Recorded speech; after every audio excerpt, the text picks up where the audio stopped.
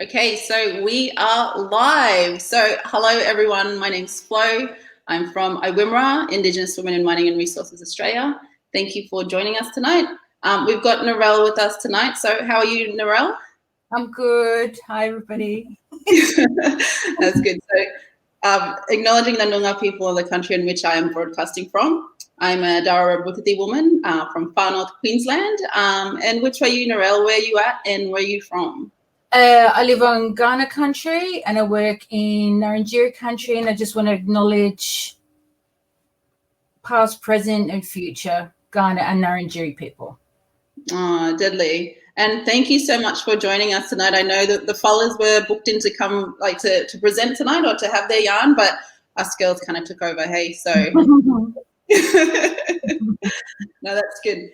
So tonight we invited Narelle on the show because she's just an amazing woman and she's doing amazing things in her space. So we're talking about construction. So construction and mining are both sectors that have minimum gender, I guess, parity in terms of women's involvement and also Indigenous women's involvement as well. So Narelle, welcome. And where do you work and what do you do for your day job?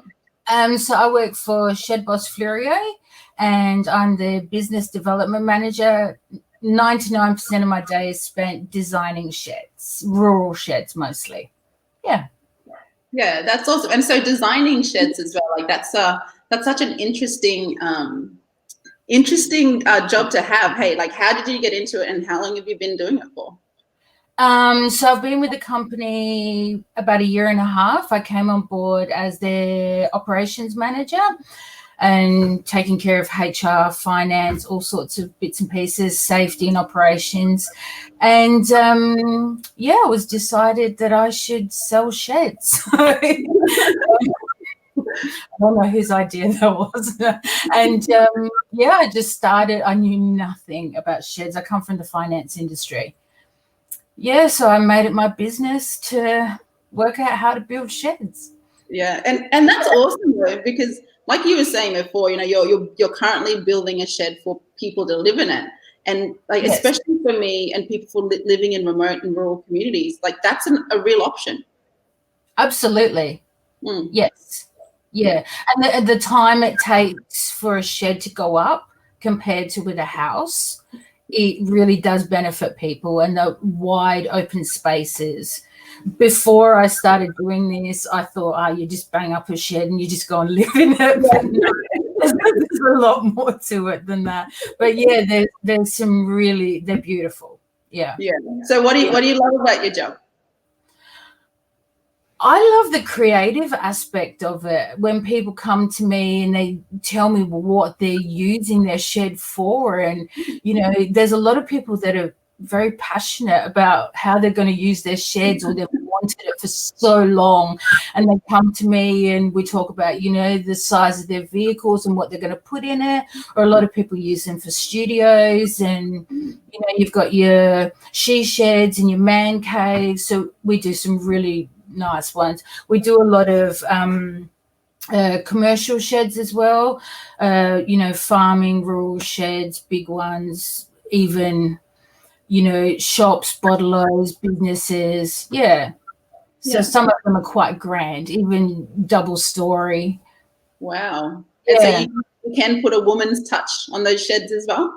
Yeah, I think it actually helps, because well, not that a man wouldn't think about this, but when someone comes to me and I ask them, what are you going to do? Where, if it's a studio, where are you going to put your desk? Okay, then your window has to be this height so you can get the light in. Or for an artist studio, and this is where your fridge is going to go, and this is, you know, where your couch is going to be. And yeah. Oh, that's really good.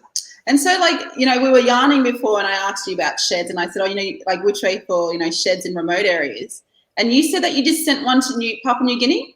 That was quite a few years ago. That was just before I started. But yeah, we sent a shed to Papua New Guinea, and that was through a community project. They were raising money for a school in Papua New Guinea. So we put the shed together and shipped it over. Yeah. Just as easy as that, hey? Yeah. Just, you know, pack it up. There you go. Yeah.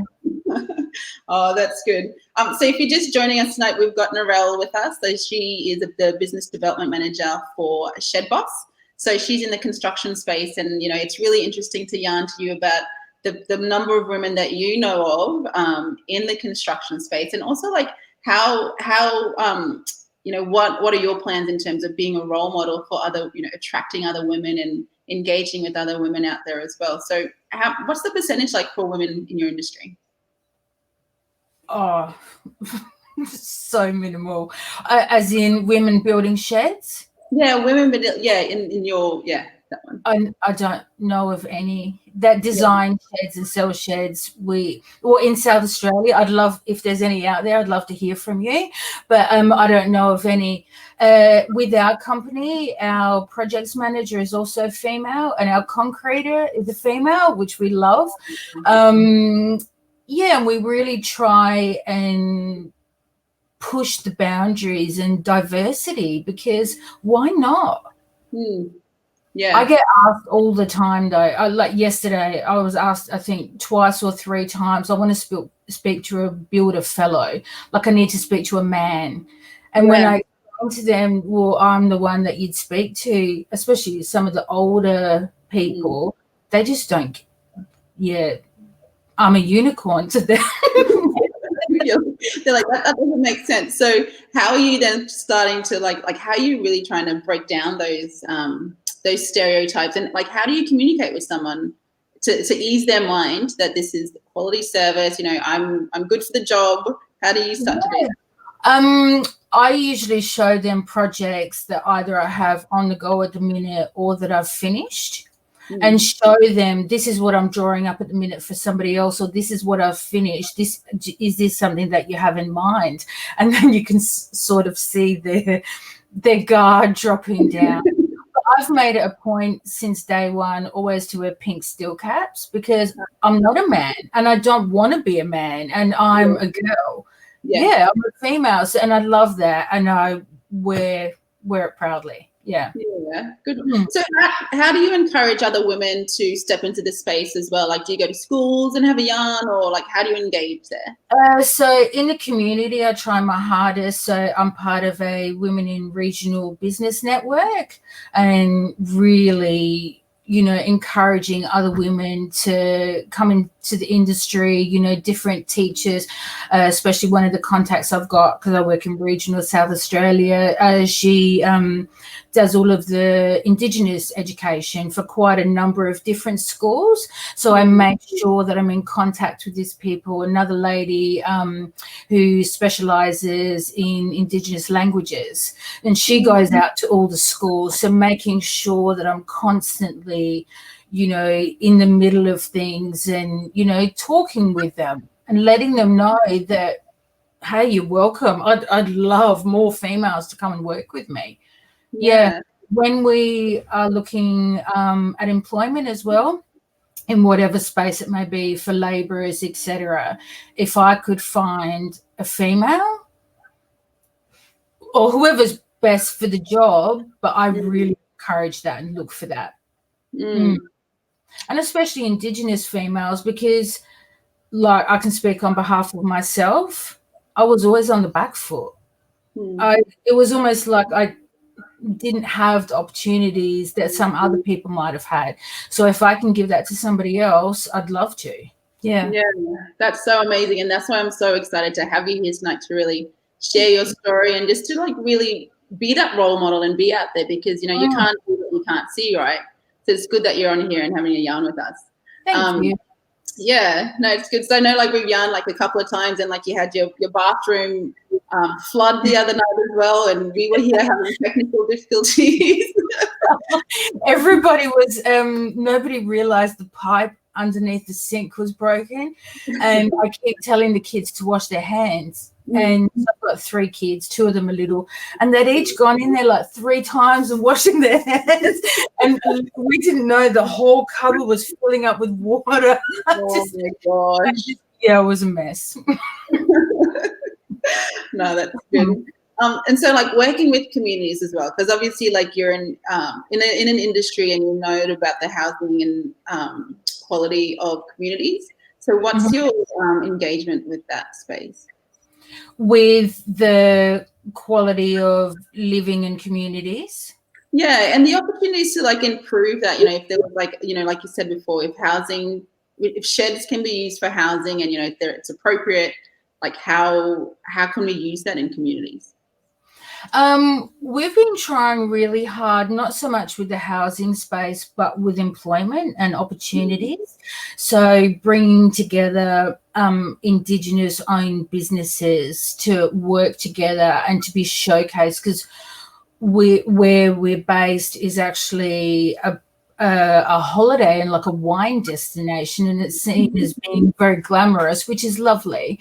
But there's a lot of people that are struggling. And there's a lot of artists and a lot of, different Indigenous businesses that we've been trying to work with to showcase and to come together to really try and boost the opportunities and, employment for, teenagers that, are coming out of high school, etc. So the whole living space as such, we haven't really looked at that.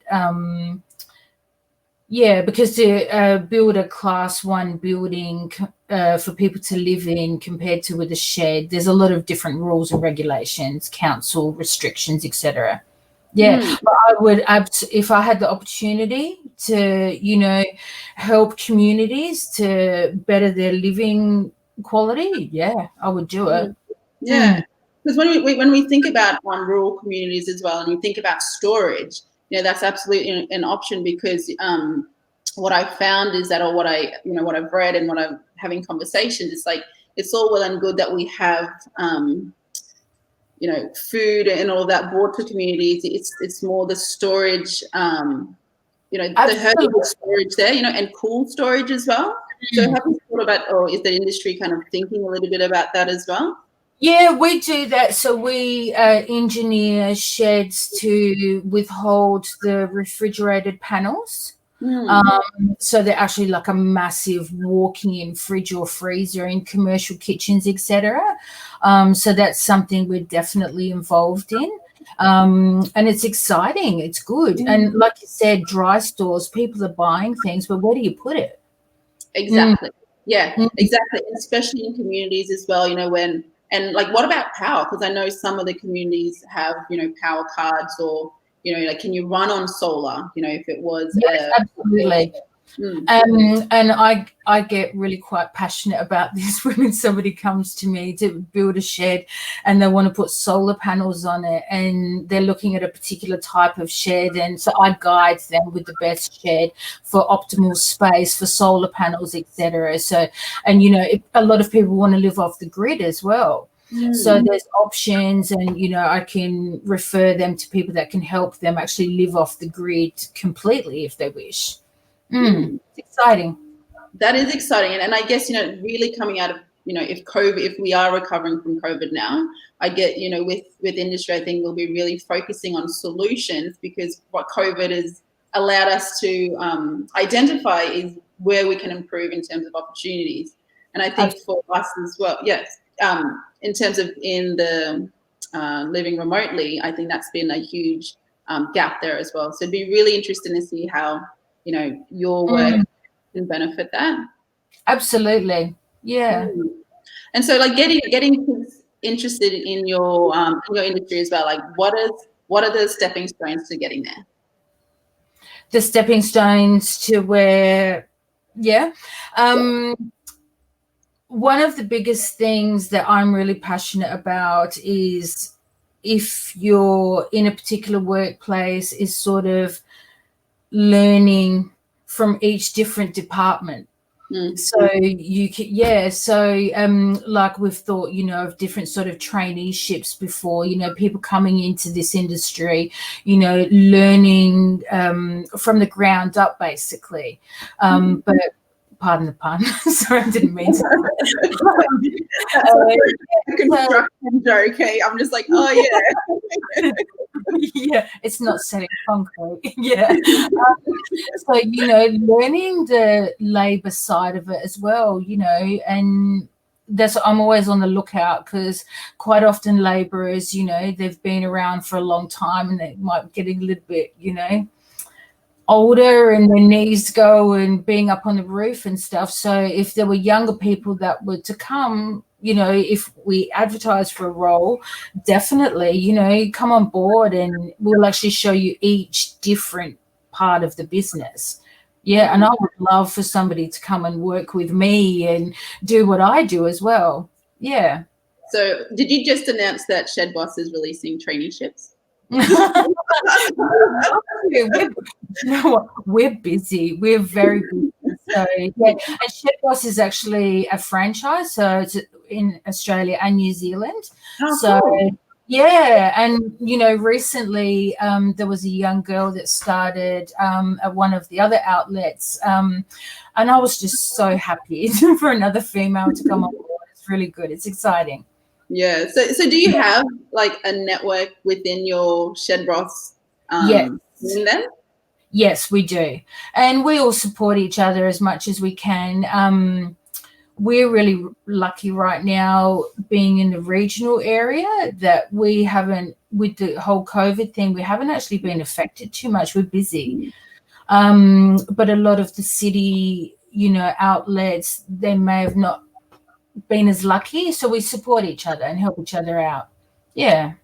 Yeah, that's really good. And so being, I guess, a minority as well in your industry, what are the things that you've done as a network then to really kind of enhance, you know, people, you know, mental wellness as well, right? So thinking about like, how do you then manage your mental wellness every day, you know, when you go to work or when you deal with clients as well, that kind of like affect your confidence as a woman?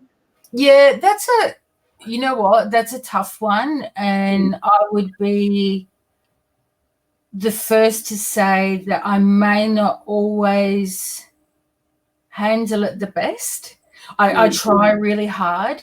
So our ShedBoss, you know, our franchise, we are really big on inclusion. So it doesn't matter, you know, what color you are, if you're gay or straight, gender, it doesn't matter. Which is something that we're very proud of, and we do put that out there and market that, I think, really well. And we're a lot younger than a lot of other companies that build sheds, which is great. And you know what? I think we do that really well. And I've never shied away from sharing the fact that I'm mixed race and I'm Indigenous, and I'm proud, and I will have nobody tell me otherwise that I shouldn't be proud of myself. And my motto, my initials are no, and I always say the only no is my initials. I'm not doing So I do often get asked, I think working in a country area where you're the minority, quite often people are interested to know because you stick out like a sore thumb, and they ask what nationality you are, and when you tell them, quite often you go, oh, yeah. Yeah. To me, it was not unusual, but apparently to them it is. But I own it. Yeah, I'm not having anybody question my ethnicity. Yeah, that's amazing. And so then what would you say then for women or girls who struggle with that as well, to struggle to own their space? What would you say to them? Own it. Do not let anybody question you. Like, just, you know, your ancestors, you have their blood running through your veins. Like, they're proud of you. They're with you every day. Just own it and be so proud of it. And if you're not, call me. Like, I'll sit around straight. Yeah. You're not calling. Never at all. You know, you got to be proud of yourself and don't let people put you down. You have to own it. And, you know, with personal and professional development, I really can appreciate that it's hard. It was hard for me as well, and to get that confidence and the voice. I think mentors are really important. You know, find a mentor that fits in with your, you know, personality and what you're looking to do, and really try and utilize that person. I've got a mentor, and when you asked me to do this, I was freaking out. So I'm messaging her. Yeah, and she gave me some advice, and I was really grateful for that. And my boss as well. I told him, and he's like, "You've got this, Narelle." Yeah, there's no shame in that. To say, "Look, I'm freaking out right now. I need your help." Yeah. Yeah. That's a good thing, because that's the safe space, right? And that's what I've found as well, because I surround myself with amazing, strong women, like you've seen Christina and Nicole on here, and everyone else that's, KJ, Chantel, amazing women. Yeah. Up until I found your page and started watching you every night, I felt quite isolated in my job and what I did. And then I started watching and I felt at home, like it was really encouraging and supporting just to listen to you every night. So if there's any young females, old females, whatever you are out there, just find your groove, find your mentor, and don't be shy to ask. Yes. Yeah. And we were talking about that as well, right, before. We were just like, because when you grew up, right, you were saying that you were I guess conditioned, or you had to sit back and listen, right? And now you're in a space, you're in a management position where you have to be that forefront, be that one that says everything first. So how's that changed? And if you can explain that a little bit, that'd be awesome. It's hard, even the whole thing about looking people in the eye when you're in front of them. Yeah. Find that really daunting sometimes, and you've got, I don't know if I'm alone in thinking this, but sometimes, you've got this large, Caucasian male in front of you, and they're looking at you and talking to you, and I just have to take a minute and just, Narelle, you're okay, you can do this. And it's walking those two worlds. So I constantly remind myself, you've got big shoulders, you can do this, like you're okay, you're good at what you do, speak up. And what I was taught when I was younger, and my mum still is like this now, you sort of sit back and let other people speak, which we can't do. No. So what changed? Like, do you remember the moment where you're like, no, I got to do this now? You know what I mean? Do you remember that moment? Without giving away too much, a personal. So my father was very dominant and misogynist. And I remember, and he was an alcoholic, and he was not a nice man. And I remember, from a small child thinking, you're an idiot. Like, what you're doing is so wrong and it's not okay. And everything he used to tell me, I would tell myself the opposite. So whatever he's telling me, the opposite is the truth, and the opposite is what I should be doing. And I just kept telling myself that. So if he would put me down, or my mum, I would say, no, it's all good. We're great. We're awesome. You don't talk to people like that. So I think from a young child, I became quite passionate about standing up for myself and standing up for other people that may not have the courage to do that. Yeah, wow. And that's like built-in resilience, right? Like from a very young age. That's amazing. 100%, growing up, and like I said, living in these two worlds. And I was programmed and conditioned and told that, I wasn't okay because I didn't have white skin, blonde hair, and blue eyes. And it used to make me angry. Like, what is wrong with you? Why is my skin and hair color not okay to you? Yeah. Yeah. And definitely, like, everything that you're saying just like resonating so much with so many. So I've just got a couple of comments here. Christina, hello. Yay, sissy, stand strong and stand proud. So Christina's a very strong, proud woman. Like, she's amazing. Catch Law Spirit Win. Thank you so much for joining us again. So good message of spiritual awareness.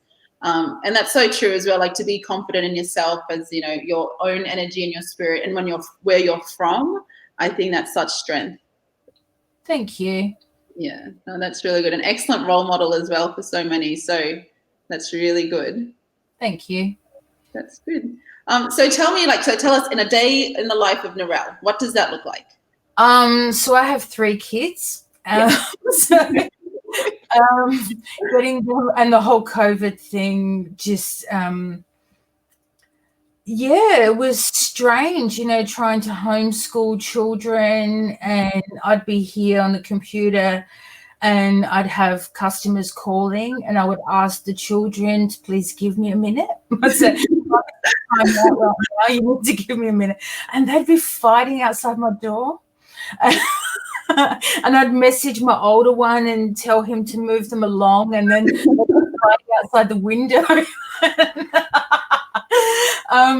But yeah, I get up really early in the morning, get the kids ready for school, and then I have a 1-hour drive to work, and I can't leave too early because of the kangaroos, so I have to wait. That's a real thing. That's a real thing. And the other day I lost a roo whistle off my car, so I have to replace that. But that's my reality, So yeah, I go to work and spend all day building sheds and designing sheds, and come home, do readers and cook dinner, etc. But there's been times when that whole work-life balance, and I've had a sick child that I've had to take to work, and I've made a little bed for them underneath my desk, and then truck drivers will come in and say, there's a child under your desk sleeping. But mama's got to hustle, she's got to make it happen. Mom's gonna make it happen. That's pretty funny. And so go back as well, because you said kangaroo whistle. Oh yeah, I've got roo whistles on my car, so it emits a piercing sound that the kangaroos can hear quite a distance away, so they get scared. I lost a roo whistle off my car. I need to replace it. That's amazing. It's such like rural language, hey. Yeah. Yeah. So we got a question. We've got a couple of questions here as well. So Dusty Walker's on. Hey, Dusty. So Narelle's from the construction space. So she is with ShedBoss. And so she's a business development manager, and she designs sheds. So she's one of very few in that space. This is a question for mining, but maybe it might be relevant as well for your area. Working in mining, having partners, kids, work, etc. Who do you flick the switch from working hard to days off? That's actually a good question and relevant. So from working hard to days off? Yeah, so how do you then switch off? I don't do it very well, but I'm trying. Yeah, I need to find that me time. And so I've actually the COVID thing, I think, actually taught me a lesson. And I've started switching off. I just turn my phone off completely and just make it, this is time for me and my kids, and I took a day off recently to take my mum on country, and go with the kids to where she was from, and she drove in her own car, so we were isolated. But and really try and spend quality time. But it is hard. Yeah. It is hard. I'm trying my best. Yeah, and I try to not think about sheds and So what does your kids think about, do you inspire them in terms of do they want to, build sheds with their Lego, or, how does that? Yeah, absolutely. Look, I remember one morning I was walking through school with my kids, and my son says to me, "Mummy, why don't you dress like the other mums? The other mums wearing like jeans and tracksuits, and there's me with my steel caps on and my high vis." And I said, "Well, my job isn't like, I don't have a job like the other mums, and you should be proud of that." Yeah, so I do take them to work with me, and I show them what I do, and I'll sit down with them and actually design sheds and show them and say, "Look what you can do here, and we can fit this car in here," and they get really excited. They love it. Yeah, that's really good. That is like real life Lego. Yeah, it's good. It's exciting. No, yeah. So yeah, good one. Yeah, Christina, yay, sisters, strong women supporting strong women. Absolutely. Dusty's got a question for you. So Narelle, you call yourself a unicorn in your field of white men yesterday, I believe. How did you get to where you are, and how do you move the trend to find more unicorns? I'm looking. So yeah, how did I get to where I am today? So I don't let anybody tell me that I can't do it. I'm not having it.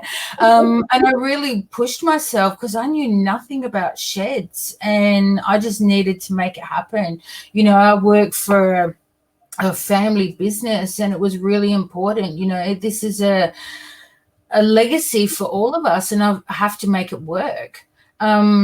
Yeah, so I really do, you know, through social media and marketing and the networking that I do, I'm very loud and voice, you know, what's important to us as a business and as a community as a whole.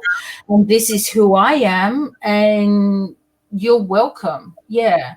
And I would love, and I probably could do better at trying to engage, you know, other Indigenous women to come on board. Yeah, it's been a bit of a crazy time just trying to make it all happen and learning a new role. And, you know, it's been very, very busy. Yeah. Oh, good one. Thank you. Because I know, because I'm from TI, which is North Queensland, and they started doing some construction certificates with some of the builders up there.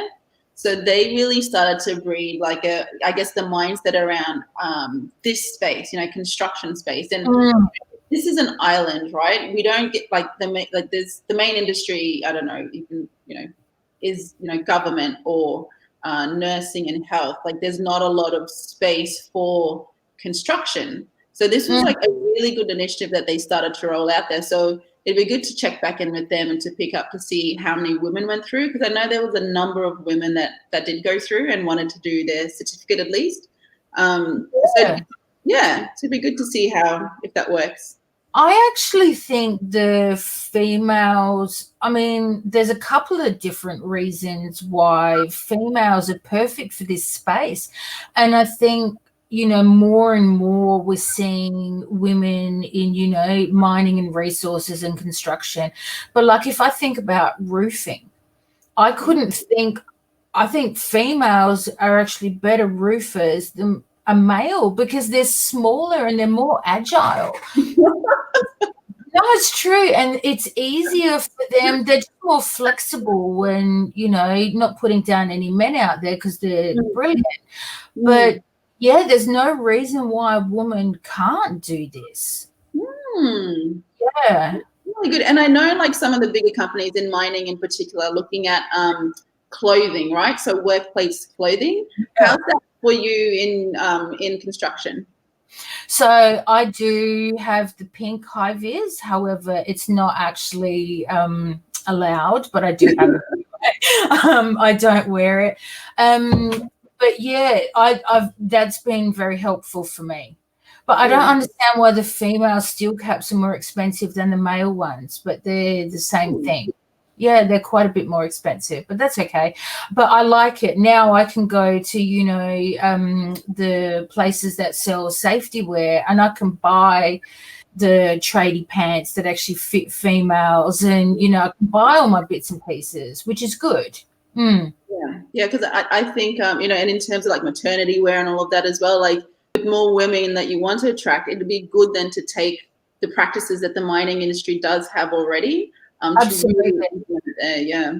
Yeah, no, and that's why one of the reasons as well I've really enjoyed watching and listening from you and, you know, the other guests that you have, because it gives me ideas that I can put into action. Yeah, definitely. And we got to stick together as well, because, you know, we are such a minority in these spaces. And then if we really flip it to, you know, the mental wellness side for our men as well, you know, being one of the highest ranked industries for, you know, suicide and all of that as well. It's like, how do we start to look after each other and make sure that we're really trying to address these issues there? So what are some things that you do for yourself and for your team? Yeah, so we've actually got a training tomorrow for all of our staff, which is an online well-being checkup, if you like. And I keep all of the pamphlets and, you know, brochures and posters, etc., from, say, for example, Beyond Blue, and I make it my thing. I mean, I kind of call myself the mama bear as well of the team. Like, it's my job to make sure, are you warm enough? You know, are you feeling okay? Like, go out and buy, you know, what do you call it? Like thermal underwear for them. You know, are you okay? You know, are you looking after yourself? Or if they seem a bit down, I actually spend time and take them aside, or if they're a little bit shy, I'll just rock up on site and make it look like it's not it's an accident, you know, and then just casually start talking to them and see how they're going. So we're lucky like that we can really keep an eye, and if somebody's, you know, seeming a little bit down, or, you know, try the best way with their personality to check up on them. What do you need from me? Do you need something from me? Are you all good? You know, and we've got, you know, a list of resources that we can share with them, or, you know, guide them towards if there is a problem. Yeah.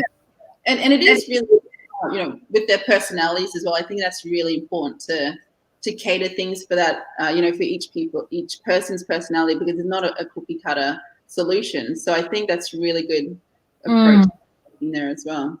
Yeah. We have a question, Dusty. Get on the roof. Oh, so I'm scared of heights. I'm scared of a lot of things. So I couldn't do roof.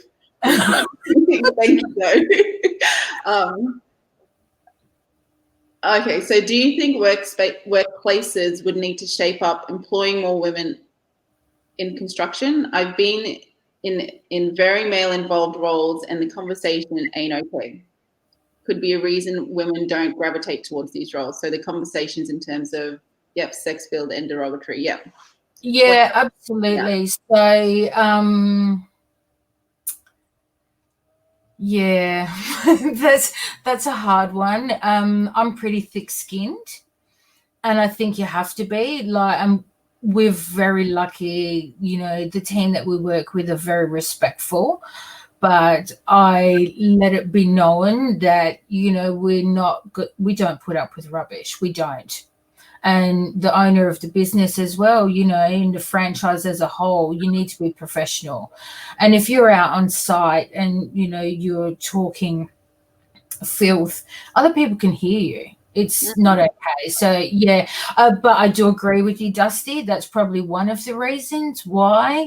And I think that's something that we need to change. Yeah.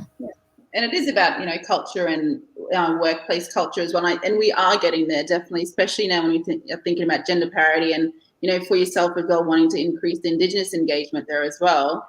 How do you then, on top of this, make it culturally safe as well? Absolutely.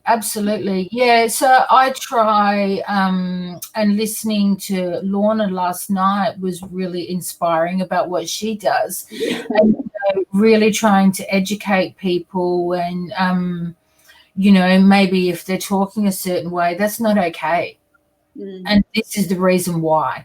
You know, you don't need to be talking like that, and just education. Absolutely, with education. And I know, like, you know, like from the you know, from the mining's perspective, we're so engaged with communities as well. Is that the same for you? Like, or like, how close does construction work with local communities?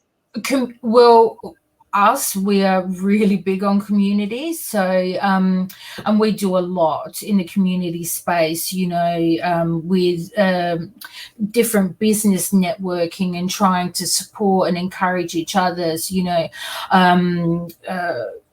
whether it be different charities that we choose. And we're very careful when we choose a charity to support, we do it as a team and as a business as a whole, and really get everybody involved. And this is something that you resonate with, and why would you choose that charity, and everyone has their input, so you're really giving back. But how we support the community and how we are seen in the community is really big for us. Yeah, I think it's very important. And that whole engagement, because I want people to know that when your child is looking to leave high school and they want to enter the workforce, they're more than welcome, and this is a safe space for them to come and work. So it all adds up. It's like a puzzle. Definitely, and it's worth it, really, like the hard yards and creating that relationship with community and really genuinely engaging. I think it totally does pay off. Absolutely. Yes. So I really struggle sometimes. I apologize if I pronounce your names incorrectly. It doesn't mean it's okay, and it should be accepted. It definitely needs to be stopped. Yeah. Amen, Narelle. You got a hashtag. Hashtag Amen, Narelle. Awesome. I'll start using that. Oh, good one. So Dusty agreeing with you with Luana last night. Like, she's just such a, an amazing woman in the space where she is up there. So yeah, it's good. And absolutely. I was listening to her, and it was really inspiring. Yeah. Yeah. And then that was just like, that was education. Hey, and like, I guess you benefit from just knowing the other side of what happens. Absolutely. Yeah. So Narelle, another question. Will you be doing anything special as a company for NAIDOC Day? I haven't decided exactly yet for the business, because I've been so busy working on what I'm doing with my kids. And my brother is a school teacher in regional South Australia as well, so organising things for the kids. And but definitely I'm looking to do something special and get the word out there and work with other Indigenous members in my community to put together something really special, to know that we're supporting. And that'll be cool. You'll have to send us pics so we can show, chuck it up on the page for everyone. Yeah, that'll be cool. And I'm sure we'll get a few from site as well. So that'll be really cool. No, it's really, it's a time that we really need to come together, and it's about education as well. Yeah. Yeah, no, and I really do think that as well. I think, participation for women itself, walking into this innovative space as well. And especially because for me, like, I'm always really conscious of, automation in the mining industry as well. And like, where can people go to now if they don't fit into the new space? So this is definitely like something that they could go into, like in terms of construction, and then really building our own communities, with our own labor, with our own, like, absolutely. Yeah, absolutely. And like I said, ShedBoss is a franchise, so they're Australia wide, and they're very inclusive. And for International Women's Day, just the most recent one, sent over 100 of their females to New Zealand for a convention. Wow. That was a really proud moment. That was amazing. That they do. No, I didn't. I wasn't able to at that time, but it's really good, the inclusion, So if there's any females out there, any Indigenous people that are looking for work, hit us up. We're busy, and there's always, if there isn't something today, there might be something tomorrow. So there's no harm in, forwarding your resume, and, if you want to enter the construction industry, don't let anybody tell you that you can't, because we're busy. We've got jobs. Yeah. Everybody always has a house to live in, or, yeah. I love it. Hashtag Amen, Narelle. That's a big one. No, that's awesome. Thank you for that. And it is, like, you're so right as well. And I think, for a lot of people wanting jobs in the mining industry, it's really good. But then, if it's at that operational level, then it's a very long career at that one level. Whereas, if it's more agile, like the construction industry, you're learning on the job. You got things to do. You got things to move. You can actually work towards something that you can see, which for me, I think is very Yeah. Yeah. Okay. I think this is a comment from Dusty. I think IWIMRA will need to add a C for construction. What would that even look like? I just hashtag amen Narelle at the bottom. No, I'm joking. Yes. No, that's the thing. You're such a strong advocate for Indigenous women in construction. I think that's so amazing, because we do need people to be role models. Because for me, I didn't even think about, myself. Construction, like, what's that? Like, how do I enter and where do I fit in? And I'm not qualified enough. So, how do you start to take those steps there? Yeah, no, that's really good.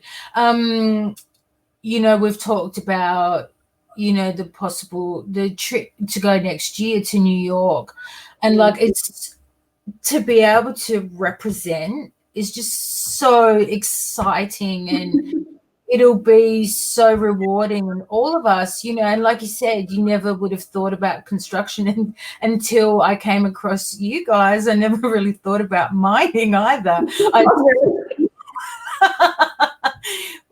Yeah.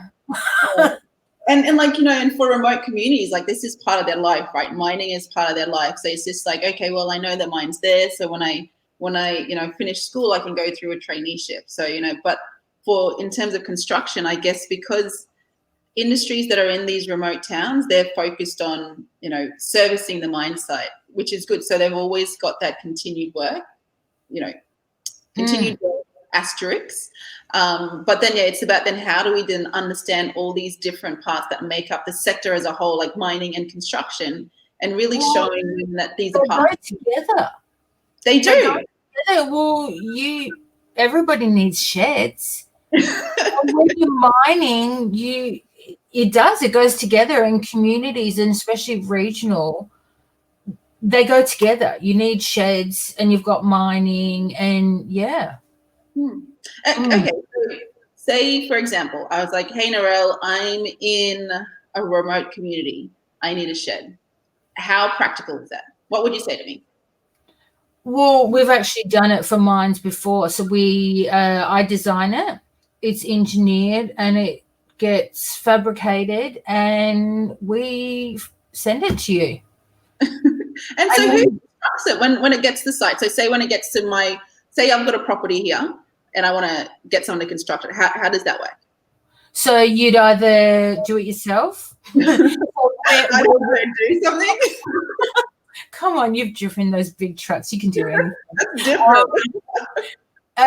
No, so where we are, or around Australia, if you're near the ShedBoss, outlet, they can construct it for you and do the whole thing from start to finish.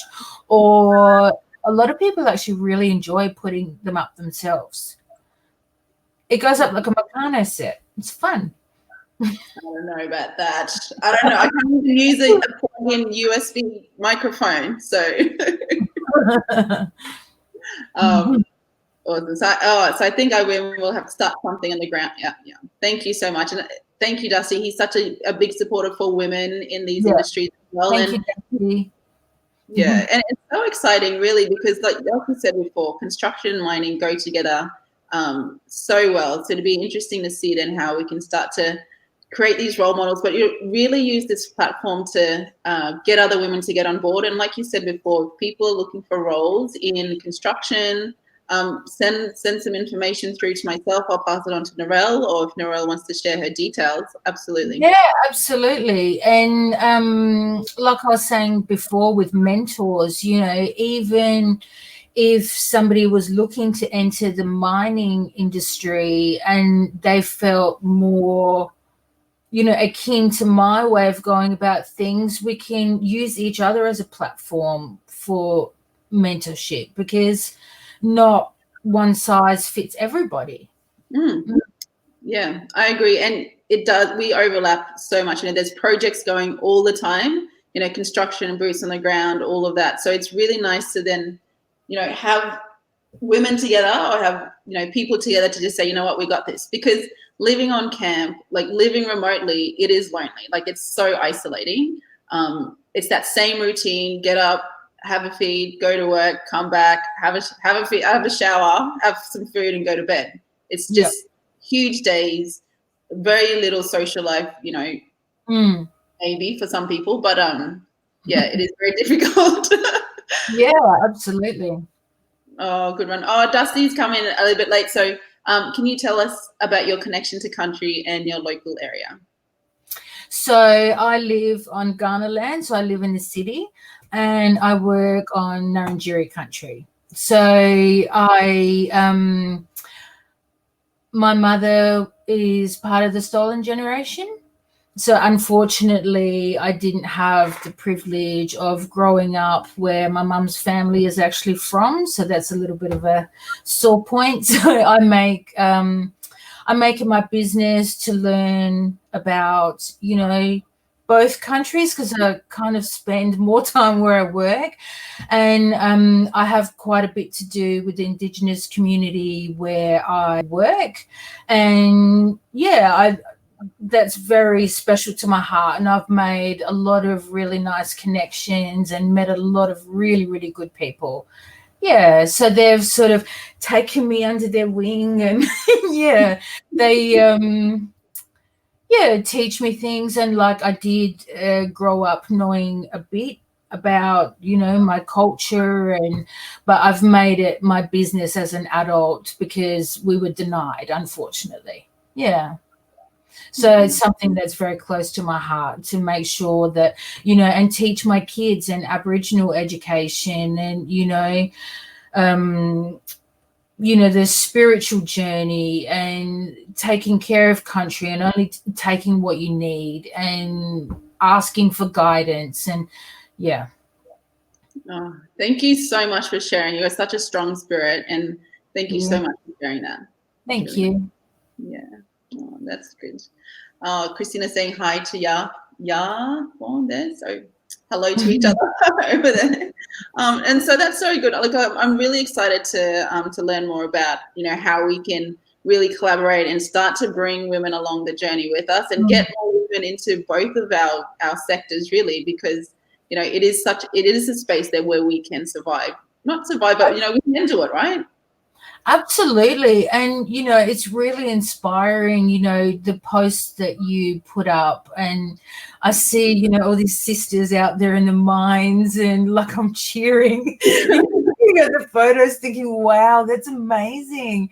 Like, and it's just so good. And, every night seeing the different people you have on and what they're doing, Nicole and Christina, and just inspiring and amazing. And yeah, it's really good. Oh, thank you so much. That means so much to us. And we're going to connect you when we get some more South Australian sisters on here. You are all going to link up and have a yarn. And yeah, absolutely. No, it'd be good. And we'll see as well, like just around the country, obviously, for any other construction ladies out there. I do know of a few.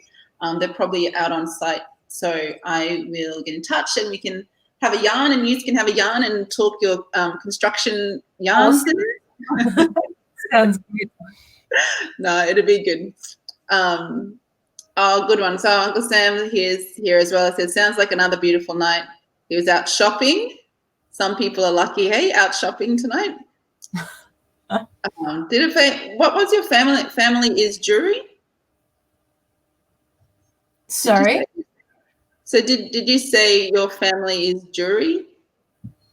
Oh, no. So my family bloodline is from Bukinji, so from Wilcannia, which I don't know about, unfortunately, but that's where my ancestors are from. And I live on Ghana land, and I work on Narengiri.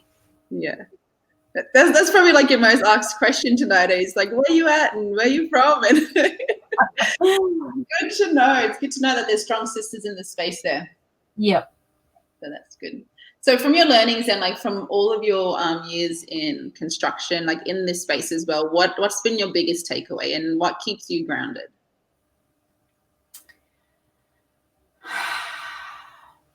My biggest takeaway would be to believe in yourself, because entering a space where there's no other females. So when I first started, I was the only one, and I would doubt myself sometimes and drive home and think, what are you doing? Like, go back to the bank, Narelle, you know, go back to finance. It was so much easier. And, you know, I'd have to slap myself in the head. No, you can do this. Like, don't let people get you down. It's their own insecurities that they're passing on to you. Just believe in yourself. Wake up tomorrow and own it.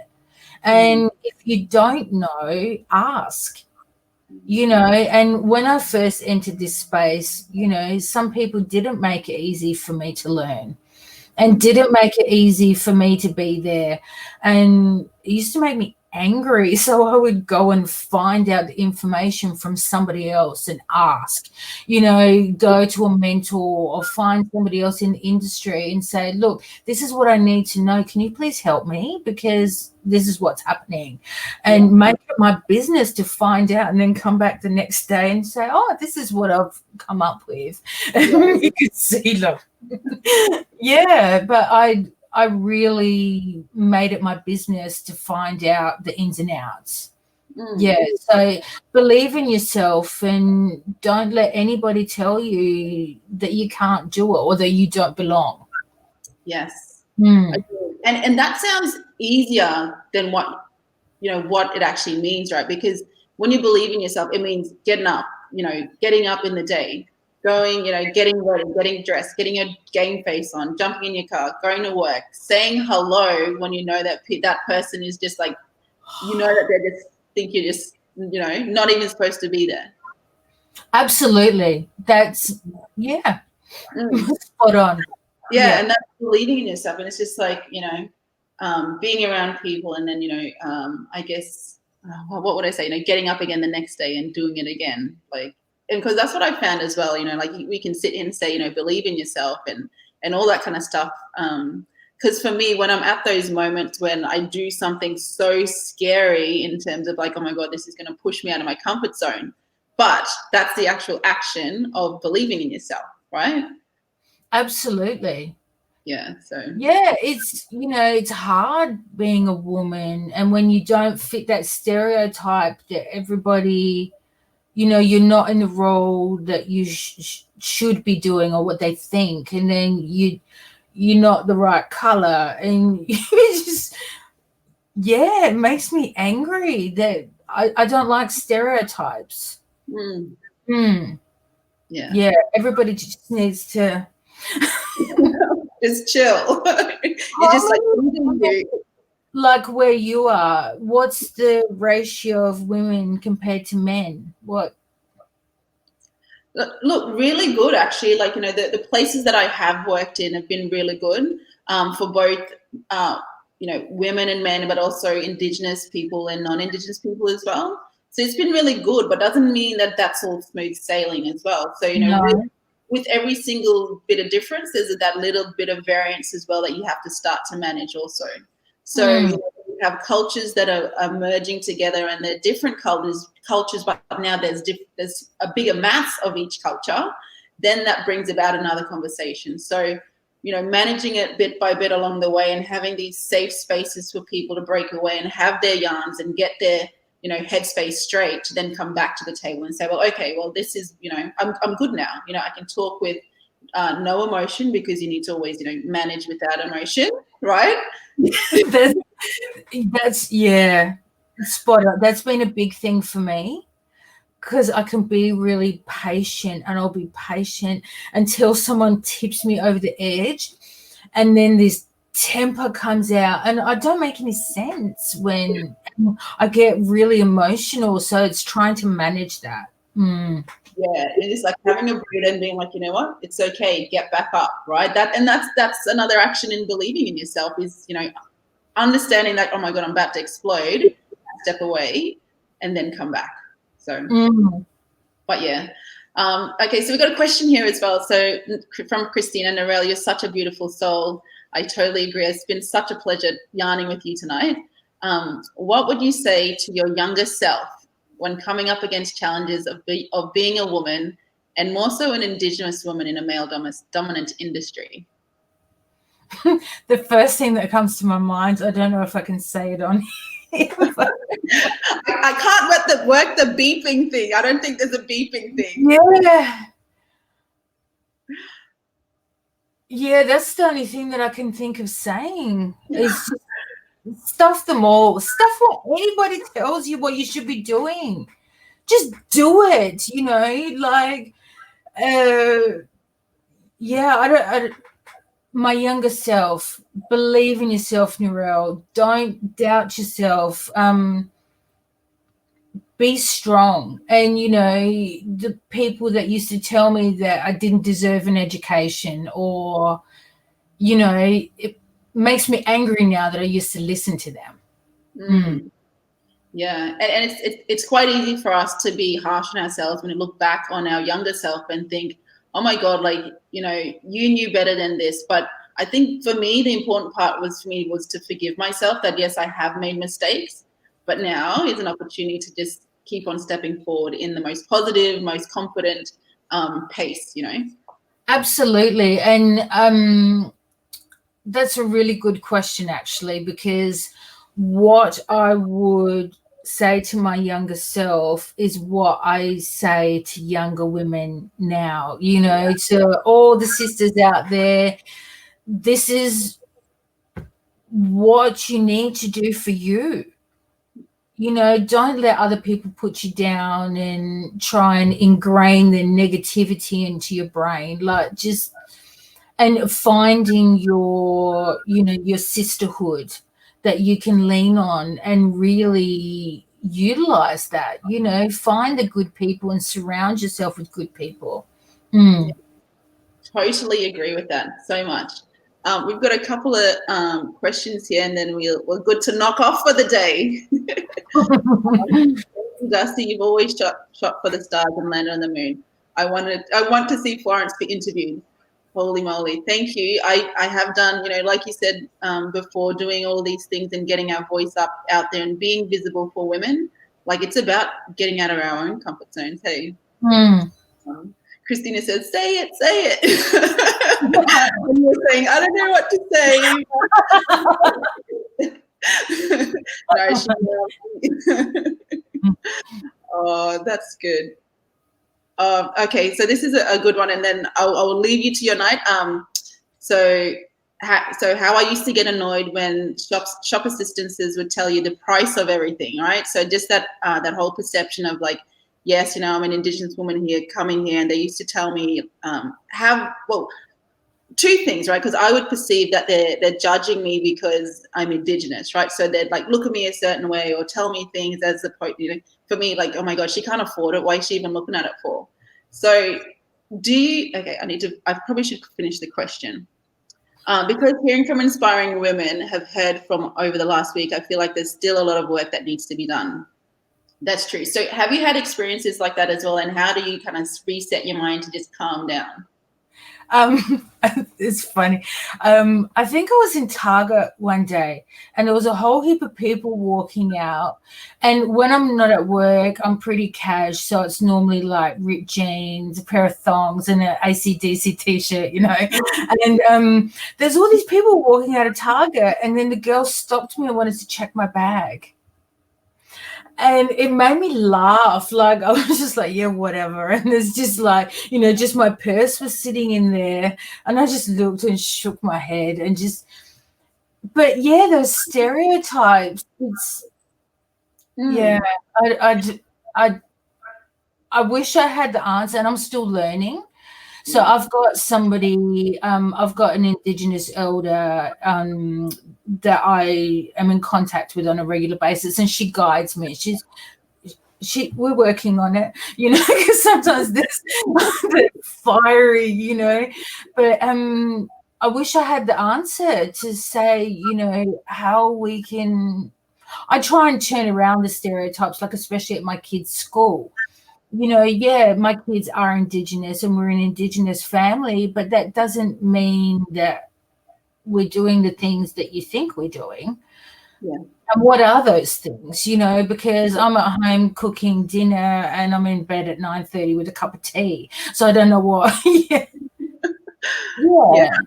So try my best. And like with my daughter, you know, she has blonde hair and blue eyes, and she's very fair.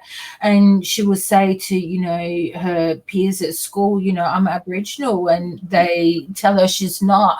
And she says, doesn't matter how much milk you put in a cup of tea, it's still a cup of tea. You know? Yeah. Wow. And then like still like, but at that very young age, just being, you know, exposed to these conversations and having to, you know, defend and question your identity at that very young age, that's very trying. Absolutely. So I instill in them that what you are, you need to be proud of that. And I tell them every day, and with the Aboriginal education and, you know, taking them, you know, on country and showing them and teaching them, that's all I can do really, and try and show people around me that, you know, the stupid comments that come out that, you know, oh, you're Indigenous, how much money do you get from the government? Or, you know, it's, so I try and educate them nicely that, yeah. It's very nicely. That's really good, Narelle. No, that's good. No, thank you so much. I'm going to end it off there because I know you have long days, and thank you so much for making the time for us tonight. Any last words that you have for our IWIMRA network? And of course, you're part of that network as well. We're one family. So thank you for having me, and I really enjoy every night listening and learning and just hearing all the inspiring stories. So thank you, and thank you for having me in your network. I know I'm a little bit in the construction industry, being a little bit out there, but yeah. We love it. You have to meet all of us because we're all a little bit out there, but we're all one big family. Yeah, no, that's awesome. Well, thank you. No worries. No, thank you very much. Thank you everyone for joining us as well tonight. And so deadly having a yarn here with Narelle from the construction space. Stay safe, stay deadly, and we'll see you mob again soon. Thank you. Yeah. Bye.